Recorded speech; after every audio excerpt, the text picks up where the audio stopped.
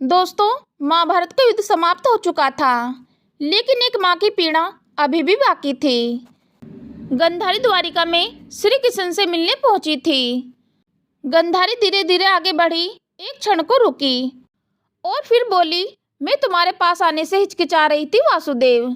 श्री कृष्ण जी हल्की मुस्कान के साथ बोले, क्यों माते, मेरे द्वार तो सदा सबके लिए खुले हैं। यदि कोई मुझे पुकारे तो मैं उसी क्षण उसके पास पहुंच जाता हूँ। फिर आप क्यों संकोच कर रही थी? गंधारी बोली, क्योंकि जब मैं तुमसे अंतिम बार मिली थी तब मेरे भीतर क्रोध की अग्नि धधक रही थी। मैंने होश खोकर न जाने तुम्हें क्या क्या कह दिया, यहाँ तक कि तुम्हें शराब भी दे दिया। और फिर उस शराब की अग्नि में मैं खुद भी धीरे धीरे जलती रही। श्री कृष्ण शांत भाव से बोले, आपने जो कहा वे एक माँ की पीड़ा थी माते। माँ अगर कुछ कड़वा भी कहे तो उसमें भी ममता होती है। आपके शब्दों में जो गुस्सा था वो श्राप नहीं बल्कि दुख था। मैंने वो श्राप आदर के साथ स्वीकार किया, लेकिन माते आपने अभी तक यह नहीं बताया कि आप क्यों आई हैं। गंधारी की आंखें भर आई। वह बोली, लेकिन आज मैं नाराज हूँ वासुदेव। आज मैं एक सवाल लेकर आई हूँ। पहले वचन दो, जो भी सच होगा वही कहोगे। श्री कृष्ण ने सिर झुकाकर कहा, आप पूछिए माते, यदि मुझे उनका उत्तर पता होगा तो मैं अवश्य बताऊंगा। गंधारी बोली, किस बात का भान नहीं है तुम्हें मधुसूदन? यदि तुम अंतर्यामी न होते तो मैं तुम्हारे पास आने का कष्ट ही क्यों करती?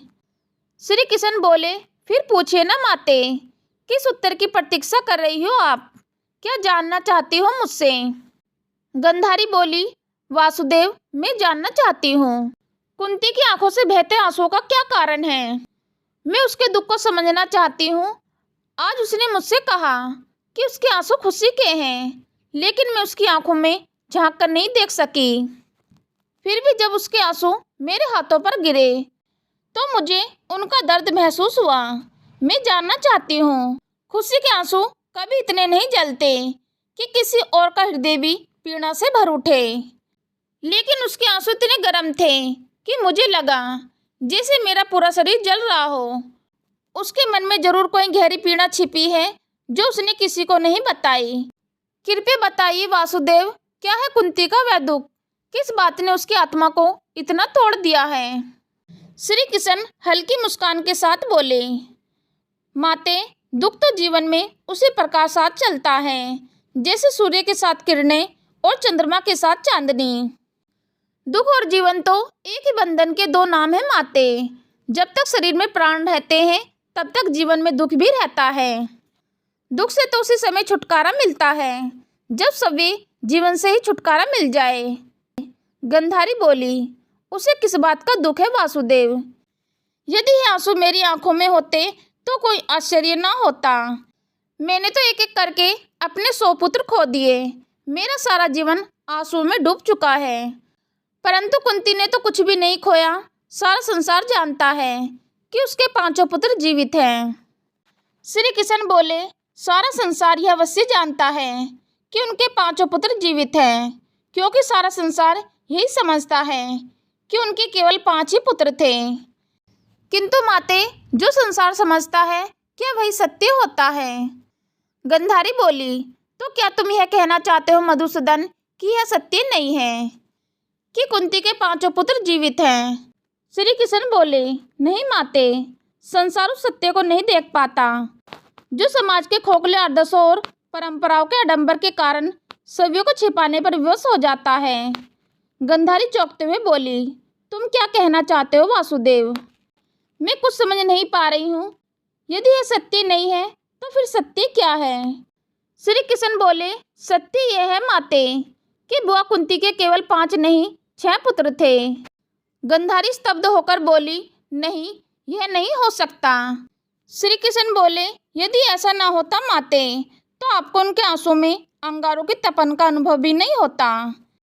गंधारी बोली, किंतु उनका छठा पुत्र कौन था? श्री कृष्ण बोले, अंगराज करण 5 पांडवों के बड़े भाई हैं। उनका जन्म वो कुंती के विवाह से पूर्व सूर्य देव के वरदान से हुआ था। किंतु कुंवारी माता कहलाने के भय से उन्हें यह सत्य संसार से छिपाना पड़ा। गंधारी बोली, हे ईश्वर, मैं ये क्या सुन रही हूँ? हमारा कर्ण कुंती का पुत्र था, तो कुंती ने यह बताया क्यों नहीं? यदि वह केवल मुझे ही बता देती तो ईश्वर की सौगंध ये युद्ध ना होता। श्री कृष्ण बोले, लोग यदि शब्दों का प्रयोग बड़ी निर्दयता से करते माते। लोग कहते हैं यदि ऐसा ना हुआ होता तो ऐसा हो जाता, और यदि ऐसा हो जाता तो वैसा ना होता।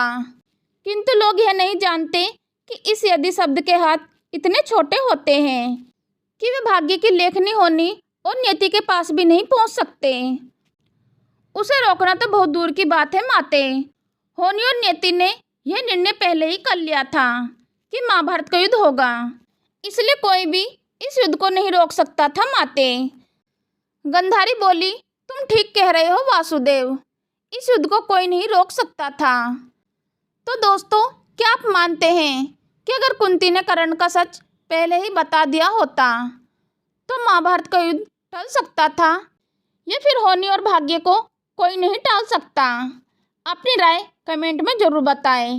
वीडियो अच्छा लगा हो तो लाइक करें, अपने मित्रों और परिवार के साथ शेयर करें, और ऐसे अनसुने और अनजाने रहस्यों के लिए हमारे चैनल को सब्सक्राइब जरूर कर लें। चलो तो मित्रों, मिलते हैं फिर नेक्स्ट वीडियो में नए ज्ञान के साथ। हम लेते हैं आपसे विदा। धन्यवाद।